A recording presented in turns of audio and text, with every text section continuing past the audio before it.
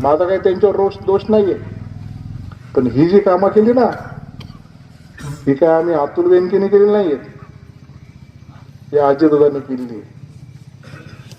अहो, ज्या सिद्धेश्वराचे पायीक आपण आहोत त्याचा आशीर्वाद आहे, त्याचं क वर्गाचं तीर्थक्षेत्र दर्जा कोणी दिला?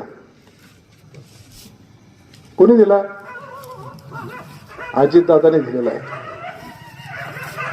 ते सिद्धेश्वराला स्मरून तरी प्रत्येक नागरिकाने त्याचं भान ठेवून आपण कशा पद्धतीने पुढे जाणार आहे याचा विचार केला पाहिजे. या गटामध्ये आम्ही पुढे जात असताना काळे साहेबांनी त्याचा उल्लेख केला, अनेक वक्त्यांनी उल्लेख केला. आता आलेत दोन पक्ष एकत्र, आलेत शिवसेना उद्धव बाळासाहेब ठाकरेचे लोक आपल्या बरोबर. मग कशाला आता याला फाटे फुटले पाहिजे? पांडुरंग पवार साहेब आम्हाला गुरुवारच आहेत, ते मार्गदर्शकच होते. पण त्यांनी आत्ताच्या इलेक्शन मध्ये अजितदादांनी जी त्यांना वैयक्तिक विनंती केली होती, ते दादांची या तालुक्याच्या प्रती शेवटची विनंती, शेवटचा शब्द, याचं कुठेतरी मनाला लावून माझी त्यांना विनंती असणार आहे की दादांचा ऐका आणि या सुनेच्या मागे उभं राहा. अजूनही काही वेळ गेलेला नाही, थांबून माघार घ्या, पाठिंबा द्या. पुढं अजून काय मोठं करायचं मला नको, पण तुम्हाला घ्या,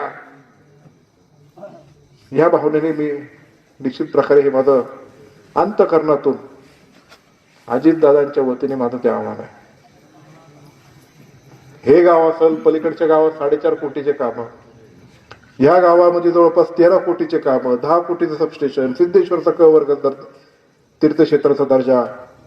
मी जेव्हा आमदार होतो तेव्हा लोक माझ्याकडे यायची, सगळी सांगायची. आधीचे सरपंच सांगितले, तुमच्या उपसरपंच सांगितलं, जे परिसरामध्ये आणि पलीकडे जे काय बोलतात किंवा काय करतात,